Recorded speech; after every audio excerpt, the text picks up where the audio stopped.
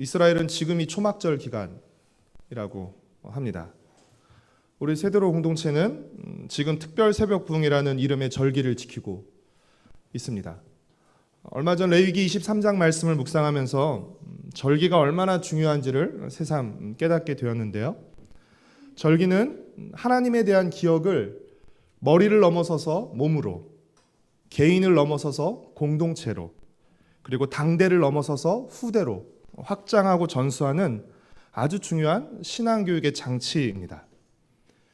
절기를 지킨다는 것은 단지 절기만 지킨다는 것이 아니라 절기를 지킴으로 절기가 아닌 다른 모든 날들을 지킨다는 것을 포함하고 있는 것입니다. 감사하게도 특별 새벽 부흥의 반이 지났습니다. 더 감사한 것은 날마다 새벽마다 더 큰 은혜를 주신다는 것입니다. 첫째 날보다 둘째 날, 둘째 날보다 또 셋째 날 더 큰 은혜를 주신다는 것입니다. 이제 이틀이 남았는데 내일이 기대되고 또 그 다음 날이 기대됩니다. 마지막까지 이 은혜를 누리시기를 바라고 하루라도 자녀들을 데리고 절기에 데리고 참석하듯이 하루라도 자녀들을 데리고 함께 그들이 좀 몸으로 경험할 수 있도록 참석해 주시기를 부탁드립니다. 산 넘어 산, 갈수록 태산이라는 말이 있습니다. 오늘 우리가 읽은 사무엘상 30장에 다윗의 상황이 꼭 그랬습니다. 다윗과 그의 군사들은 가드왕 아기스에 의해서 이스라엘과의 전쟁에 참여하게 됩니다. 너무 신임을 얻은 나머지 이스라엘과의 전쟁에 참여하게 됩니다. 그러나 전쟁에 투입되기 직전 하나님의 도우심으로 다윗을 미워하고 다윗을 믿지 못하는 블레셋 방백들의 반대로 자기 백성, 자기 동족과 싸우는 큰 위기를 모면하게 되고 아마도 콧노래를 부르며 시글락으로 돌아왔을 것입니다. 그러나 그들은 전혀 예상치 못한 장면, 매우 충격적인 장면을 목격하게 되는데 그것이 무엇이죠? 우리 1절과 2절 말씀을 같이 읽겠습니다. 다윗과 그의 사람들이 사흘 만에 시글락에 이른 때에 아말렉 사람들이 이미 네겝과 시글락을 침노하였는데 그들이 시글락을 쳐서 불사르고 거기에 있는 젊거나 늙은 여인들은 한 사람도 죽이지 아니하고 다 사로잡아 끌고 자기 길을 갔더라. 다윗과 600명의 병사들이 전쟁에 참여하기 위해서 시글락을 비운 틈을 타서 아말렉 사람들이 시글락을 침략해 온 것입니다. 그래서 시글락 성읍을 불태우고 시글락에 남아있던 모든 사람들을 노예로 다 끌고 가버린 것입니다. 아마도 27장에서 다윗이 아말렉 사람들, 아말렉 성읍을 약탈한 것에 대해서 이 아말렉 사람들이 보복한 것으로 여겨집니다. 그러니까 집으로 돌아와 보니까 집과 마을은 다 불타버렸고 사랑하는 가족들은 모두 끌려갔으니 이 얼마나 슬프고 분통 터지는 일이겠습니까? 조금 속된 표현을 사용하자면 정말 뚜껑이 열리고 눈이 뒤집히지 않겠습니까? 그래서 이 600명의 병사들은 이 슬픔과 분노를 누구에게 쏟아내는 것이죠? 누구에게 터뜨립니까? 6절 말씀을 함께 읽겠습니다. 백성들이 자녀들 때문에 마음이 슬퍼서 다윗을 돌로 치자 하니 다윗이 크게 다급하였으나 그의 하나님 여호와를 힘입고 용기를 얻었더라. 600명의 군사들은 이 비극적인 사태의 책임을 그들의 지도자인 다윗에게 물어서 돌로 치려고까지 하였습니다. 이런 다급하고 긴박한 위기 상황 속에서 다윗의 반응은 무엇이었습니까? 하나님을 더욱 굳게 의지하는 것이었습니다. 그리고 다윗은 제사장 아비아달을 불러서 에봇을 통해서 하나님의 뜻을 묻게 합니다. 8절 말씀을 함께 읽겠습니다. 다윗이 여호와께 묻자와 이르되 내가 이 군대를 추격하면 따라잡겠나이까 하니 여호와께서 그에게 대답하시되 그를 쫓아가라. 내가 반드시 따라잡고 도로 찾으리라. 다윗은 이 말씀에 힘을 얻어서 아말렉 사람들을 뒤쫓기 시작합니다. 그러나 600명의 군사 중에 3분의 1에 해당하는 200명이 쉽게 얘기해서 낙오를 하게 됩니다. 그도 그럴 것이 블레셋 군대의 집결지였던 아벡에서부터 시글락까지는 약 90km 정도의 거리가 있다고 합니다. 그러니까 최소 사흘에서 나흘 정도의 거리인 셈이죠. 그들이 그러니까 빠른 속도로 달려와서 이미 아벡에서 시글락까지 오는데 사흘이 걸렸던 것입니다. 그러니까 사흘을 달려왔기 때문에 사실은 지금 굉장히 피곤한 상태죠. 그런데 곧바로 또 아말렉 사람들을 추격하고 있는 것이죠. 그래서 3분의 1인 200명은 피곤해서 더 이상 따라갈 수 없는 지경까지 이르렀습니다. 나머지 400명도 피곤하기는 마찬가지였을 것이다. 조금 상태가 더 나았을 뿐이지 400명은 쌩쌩했다 이러지는 않았을 것입니다. 다윗은 피곤해 지친 400명의 군사를 이끌고 아말렉 군사를 뒤쫓는데 이것도 쉬운 일이 아닙니다.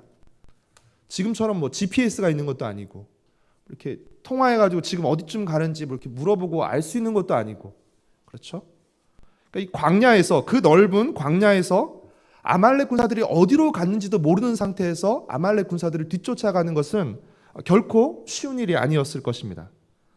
바로 그때 다윗과 400명의 군사는 우연히 들에서 굶주림에 지친 한 애굽 소년을 발견합니다. 그리고 그에게 떡과 음료, 과일을 주면서 잘 보살펴서 기운을 차리게 해주었습니다. 그런데 그가 누구였죠? 13절 말씀을 같이 읽겠습니다.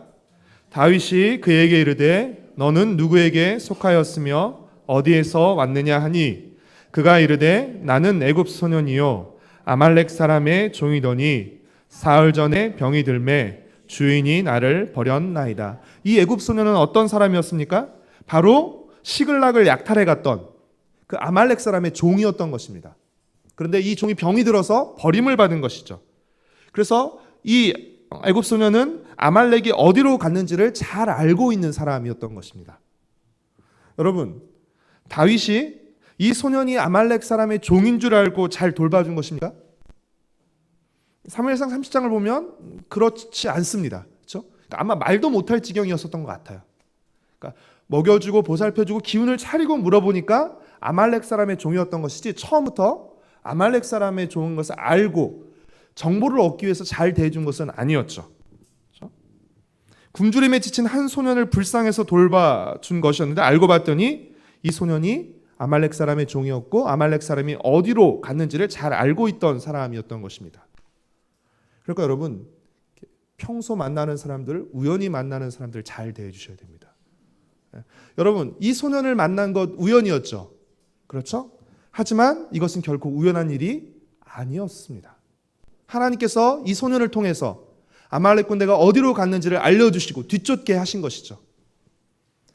다윗과 400명의 군사들은 이 소년의 안내를 받아서 아말렉 군대를 뒤쫓았습니다. 그리고 마침내 먹고 마시며 흥청거리고 있는 아말렉 군대를 발견했습니다. 다윗과 400명의 군사들은 기습 공격을 펼치는데 이 공격은 새벽부터 저물 때까지 하루 종일 진행되었습니다. 17절 말씀을 함께 읽겠습니다. 다윗이 새벽부터 이튿날 저물 때까지 그들을 치매 낙타를 타고 도망한 소년 400명 외에는 피한 사람이 없었더라. 여러분 지금 다윗이 이끄는 군대 수가 얼마죠? 400명입니다. 그런데 아말렉 군대에서 간신히 살아서 도망친 군대 수가 얼마라고요?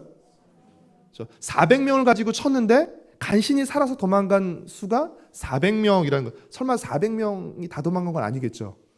이건 뭘 의미하죠? 죽은 아말렉 군대의 수는 군사의 수는 얼마나 많겠습니까? 그러니까 기껏 간신히 살아남아서 도망친 사람이 고작 400명이라는 것입니다. 그리고 이 싸움의 승리는 얼마나 크고 놀라운 것입니까? 그렇게 죽은 사람이 많다면 간신히 살아 도망간 사람이 400명이라면 죽은 사람은 얼마며 그리고 아말렉 군대 전체 규모는 얼마나 컸겠습니까? 그런데 고작 피곤해 지친 이 400명의 군사로 이 엄청난 아말렉 군대와 싸워서 이긴 것이죠. 이 승리를 통해서 다윗과 400명의 군사는 가족을 비롯해서 소떼와 양떼 등 빼앗겼던 모든 것을 도로 되찾게 됩니다. 도로 되찾고 이제 승리를 거두고 귀환하는 길에 200명이 나고에 있던 부솔 시내가에 이르게 됩니다. 여기서 문제가 한 가지 생기게 되는데 아말렉과의 싸움에 참여했던 400명 중에 몇몇 사람들이 이 싸움에 참여하지 않은 나머지 200명의 사람들에게는 가족들만 돌려주고 거기서 빼앗은 전리품들, 가축들과 이 소유들은 돌려주지 말자라고 얘기합니다. 안 싸웠으니까 싸운 사람들만 나눠 갖고 안 싸운 사람의 가족들에게만 주자. 그러니까 뭐 지금식으로 얘기하면 무노동 무임금을 적용하자. 뭐 이렇게 한 것이라고 할 수 있겠죠. 이에 대해서 다윗이 뭐라고 말합니까? 23절과 24절 말씀을 함께 읽겠습니다. 다윗이 이르되 나의 형제들아 여호와께서 우리를 보호하시고 우리를 치러 온 그 군대를 우리 손에 넘기셨은즉 그가 우리에게 주신 것을 너희가 이같이 못하리라. 이 일에 누가 너희에게 듣겠느냐? 전장에 내려갔던 자의 분깃이나 소유물 곁에 머물렀던 자의 분깃이 동일할지니 같이 분배할 것이니라 하고. 다윗의 말은 한마디로 무슨 내용이죠?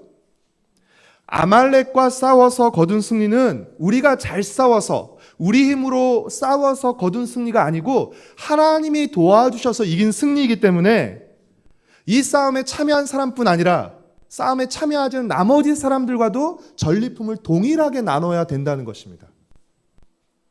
우리 힘으로 싸워서 거둔 승리가 아니라 하나님의 도움으로 거둔 승리이기 때문에 마치 우리 힘으로 싸워 거둔 것처럼 우리만 취해서는 안 된다라는 것입니다. 그래서 이 다윗의 말로 싸움에 참여한 병사들과 싸움에 참여하지 못한 모든 병사들의 그 사이에 갈등과 다툼이 멈춰지게 되었고 동일하게 분깃을 받게 되었습니다. 그리고 이 결정은 이스라엘의 율법과 규례가 돼서 일종의 관습법이 되었습니다. 싸움에 참여한 사람이나 참여하지 않은 사람이나 똑같이 나누는 일종의 관습법이 되었습니다. 다윗은 전리품을 모든 군사들과 나누었을 뿐 아니라 유다 장로들에게도 함께 이 전리품을 나누었습니다. 다윗은 아말렉과의 싸움에서 거둔 이 전리품을 자신이 싸워서 얻은 쟁취한 상품으로 생각하지 않고 하나님이 주신 선물로 여겼기에 다른 이들에게도 선물로 나눠준 것입니다. 내 힘으로 내 노력으로 쟁취한 상품이 아니라 이것은 하나님이 주신 선물이기에 다른 사람에게도 선물로 나눠준 것입니다. 여러분, 우리도 마찬가지입니다. 하나님의 은혜라고 생각하면 나눌 수 있습니다. 그렇죠? 하지만 내 것, 내 공로라고 생각하면 나눌 수 없습니다. 여러분은 어떻습니까? 사랑하는 성도 여러분, 하나님을 의지하고 믿음 생활을 잘해도 우리는 인생에서 위기를 맞습니다. 성경의 인물들 한번 떠올려 보십시오. 성경 인물들 중에 위기를 맞지 않은 인물은 한 번도 없습니다. 모두 다 고난과 위기를 맞았습니다. 여러분, 다윗도 사무엘상에서 많은 위기들을 맞았습니다. 다윗은 다행히 29장에서는 동족과 싸우는 위기를 벗어나긴 했지만 30장에서는 더 큰 위기를 맞았습니다. 어쩌면 30장에서 다윗이 만난 위기가 다윗이 사무엘상에서 만난 위기 중에 가장 큰 위기라고 할 수 있습니다. 최대의 위기라고 할 수 있습니다. 다윗은 집과 성읍을 모두 잃었습니다. 그렇죠. 불탔죠. 가축을 빼앗겼고요. 가축과 재산을 잃었습니다. 그리고 사랑하는 가족도 잃었습니다. 그리고 지금까지 자신을 따르던 부하들마저 다윗을 죽이려고 했습니다. 그러니까 부하들도 잃었다라고 말할 수 있는 것이죠. 그렇죠? 그러니까 한마디로 다윗은 모든 것을 잃었습니다. 그러나 여러분, 다윗이 모든 것을 잃는 이 최대의 위기 속에서도 다윗이 잃지 않은 딱 한 가지가 있는데 그것이 무엇입니까? 하나님께 대한 믿음입니다. 다윗은 모든 것을 잃었지만 하나님은 잃지 않았습니다. 그래서 그는 크게 다급한 상황 가운데서도 끝까지 하나님을 붙잡았습니다. 오히려 더욱 굳세게 하나님을 의지했습니다. 그 결과 다윗은 하나님의 도우심으로, 하나님의 은혜로 빼앗긴 모든 것을 되찾았습니다. 빼앗긴 가축과 가족, 그리고 부하들을 모두 되찾았습니다. 그러나 여러분, 그에 반해서 사울은 어땠습니까? 사울은 왕으로서 모든 것을 갖고 있었습니다. 권력, 재산, 부하들, 모든 것을 가지고 있었습니다. 그러나 그는 한 가지를 잃었습니다. 그것이 무엇이었죠? 바로 하나님이었습니다. 그는 모든 것을 가지고 있었지만 한 가지 하나님을 잃었습니다. 사울은 모든 것이 있었지만 하나님을 잃음으로 모든 것을 잃고 말게 된 것입니다. 사랑하는 성도 여러분, 하나님을 잃는 것은 모든 것을 잃는 것입니다. 하나님만 잃지 않으면 우리는 잃어버린 모든 것을 되찾을 수 있습니다. 하나님이 우리 삶의 일부가 아니라 우리 삶의 전부라는 사실을 명심하시기를 바랍니다. 하나님이 우리 삶의 맹장이 아니라 우리 삶의 심장이라는 사실을 여러분 잊지 마시기를 바랍니다. 반드시 이것을 명심해야 되고 우리 자녀들에게도 이것을 가르쳐야 됩니다. 하나님을 잃는 것은 모든 것을 잃는 것이다. 하나님이 없어도 살 수 있는 것이 아니라 하나님이 없으면 살 수 없다는 것을 우리 자녀들에게도 가르쳐야 합니다. 모든 것을 잃고 목숨마저도 잃을 수 있는 크게 다급한 상황 가운데서도 다윗은 하나님을 붙잡고 의지함으로써 모든 것을 되찾았습니다. 하나님은 다윗이 잃어버린 모든 것을 되찾게 하셨을 뿐 아니라 이전보다 더 많은 것을 얻게 하셨습니다. 그러나 다윗은 그렇게 되찾은 많은 것들을 어떻게 했습니까? 자신이 취하지 않고 병사들과 유다 장로들에게 나누어 주었습니다. 사무엘상은 계속해서 사울과 다윗의 모습을 우리에게 대조하고 비교하면서 보여줍니다. 여러분, 사울이 사무엘상 15장에서 아말렉을 진멸하라는 하나님의 명령에 불순종한 이유가 무엇이었죠? 하나님이 모든 것을 진멸하라고 말씀하셨음에도 불구하고 사울이 어떤 행동을 했습니까? 가장 좋은 것은 남겨두고 하찮고 쓸모없는 것들만 진멸했습니다. 왜 가장 좋고 기름진 것은 남겨두고 하찮고 쓸모없는 것들만 진멸한 것입니까? 자신이 취하기 위해서 그랬던 것이죠. 가장 기름지고 좋은 것은 자신이 취하고 하찮고 쓸모없는 것은 죽임으로써 하나님께 드렸던 것입니다. 하나님의 명령에 반쯤 순종하는 척 했던 것입니다. 사울은 이방인의 왕처럼 살려고 했던 것입니다. 이방인의 왕은 어떤 왕입니까? 이방의 왕은 어떤 왕입니까? 군림하는 왕입니다. 자기 마음대로 하는 왕이고 자기가 모든 것을 취하는 왕입니다. 이에 반해서 하나님이 원하시는 이스라엘의 왕의 모습은 어떤 모습이었습니까? 하나님을 의지하는 겸손한 왕입니다. 하나님께 뜻을 묻고 하나님의 뜻에 순종하는 왕입니다. 명령하고 군림하는 왕이 아니라 먼저 하나님의 명령에 순종하는 왕을 하나님은 원하셨던 것입니다. 하나님이 원하시는 이스라엘의 왕의 모습은 어떤 것입니까? 자기가 취하는 왕이 아니라 베풀고 나누는 왕이었던 것입니다. 그래서 여러분, 예수님이 다윗의 자손으로 오시죠. 완전한 왕이신 예수님께서는 우리를 위해서 자신의 백성을 위해서 나눠주신데 무엇까지 나눠주시는 것입니까? 자신의 생명까지 나눠주시는 것입니다. 취하지 아니하시고 백성들에게서 빼앗아 취하지 아니하고, 이것이 세상의 왕의 특징 아닙니까? 이 세상의 지도자들이, 권력자들이 취한 행태들 이런 거 아닙니까? 어떻게 해서라든지 하나라도 더 좋은 것은 다 빼앗아서 자신이 가지려는 것. 하지만 하나님이 원하시는 왕, 하나님이 원하시는 리더는 어떤 모습인 것입니까? 베풀고 나누는 것.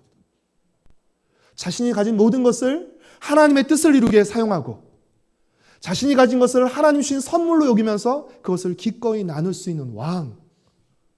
이것이 하나님이 원하시는 이스라엘의 왕이었던 것입니다. 그런데 여러분, 사무엘상 30장에서 다윗이 보여주는 모습이 바로 이 모습 아닙니까? 다윗은 여러 위기들을 거치면서 이제 철저히 하나님을 의지하는 사람이 된 것입니다. 자신을 돌로 치려고 하는 부하들까지 품어낼 수 있는 사람들, 그리고 함께 싸우지 않은 군사들과 유다 장로들에게 이 전리품을 기꺼이 기쁨으로 나눠줄 수 있는 넓은 마음을 가진 사람이 된 것입니다. 하나님께 의지하고 하나님의 말씀에 순종하며 병사들과 유다 장로들에게 전리품을 베풀고 나누는 모습. 사무엘상 30장에서 다윗은 우리에게 이 모습을 보여주는 것입니다. 다윗은 여러 위기들을 거치면서 하나님이 원하시는 왕의 모습을 조금씩 갖춰가고 있었던 것입니다. 사랑하는 성도 여러분, 위기를 통해서 성장하고 달라진 것은 다윗만이 아니었습니다. 여러분, 처음 다윗이 아둘람 굴에 있을 때 다윗에게 모여든 400명은 어떤 사람들이었습니까? 환난당하고 마음이 원통한 자들. 쉽게 말하면 어중이 떠중이 오합지졸들이었습니다. 처음에 다윗에게 모여든 그 400명은 어중이 떠중이들이었습니다. 그러나 그들은 다윗과 함께 고난과 위기를 겪으면서 점차 함께 싸워가는 용사 공동체가 되어가고 있는 것입니다. 이처럼 위기와 고난은 하나님의 사람과 하나님의 공동체를 성장시킵니다. 그리고 하나님이 원하시는 모습으로 다듬어 갑니다. 어쩌면 이것이 하나님께서 우리에게, 우리 가정과 또 교회 공동체의 위기와 고난을 허락하시는 이유인지 모릅니다. 사랑하는 성도 여러분, 지금 우리가 겪고 있는 위기를 통과하면 이제 위기가 없는 것 아닙니다. 다음 단계 위기가 우리를 기다리고 있을지 모릅니다. 슬픈 소식이어서 죄송합니다. 그러나 여러분, 너무 걱정하지 마십시오. 그 계속된 위기 또한 계속된 하나님의 도우심과 은혜로 우리는 통과하고 극복하게 될 것입니다. 그런 생각들 요즘 하는데요. 삶의 고난은 끝이 없는 것 같습니다. 그러나 은혜도 끝이 없습니다. 끝없는 고난을 어떻게 이기는 것이에요? 더 크고 끝없는 하나님의 은혜로 이겨내는 것입니다.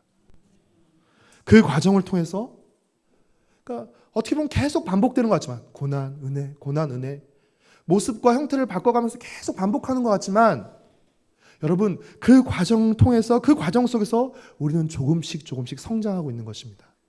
그리고 조금씩 하나님이 원하시는 모습으로 달라져 가고 있는 것이고 마침내 하나님이 원하시는 모습으로 서게 될 것입니다.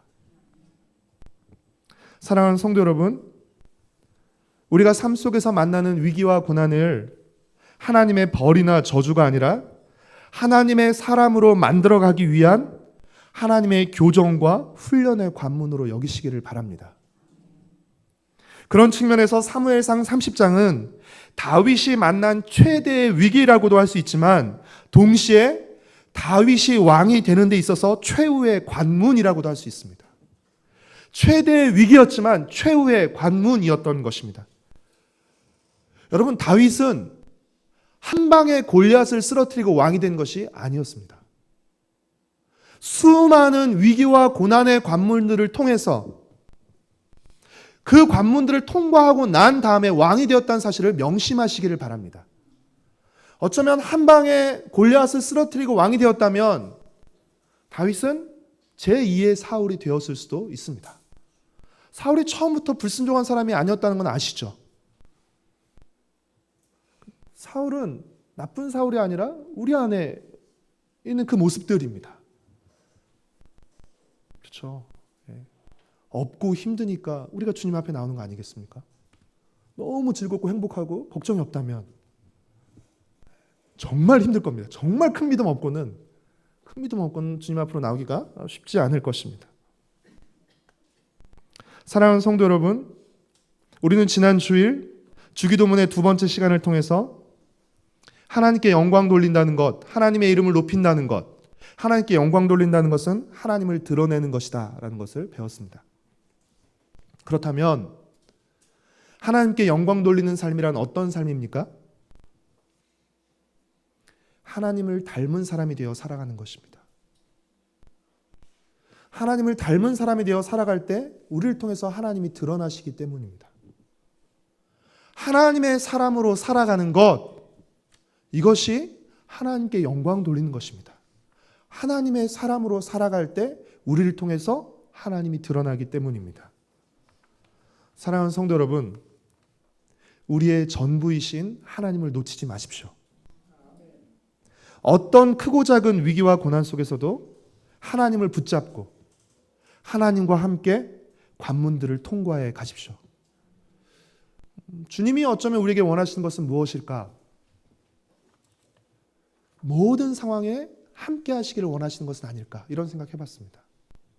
우리가 성공하고 세상적으로 성공하고 뭔가 잘 되고 주님께서 우리에게 원하시는 것은 그런 것보다, 물론 그것을 싫어하시는 것은 아니지만, 어떤 상황과 어떤 고난과 어떤 형편 속에서든지 늘 주님과 함께하고 주님과 동행하는 것. 그럴 때 어떻게 해요? 주님과 동행하는 우리를 통해서 주님이 드러나시는 것이죠. 그래서 주님이 영광 받으시게 되는 것이죠.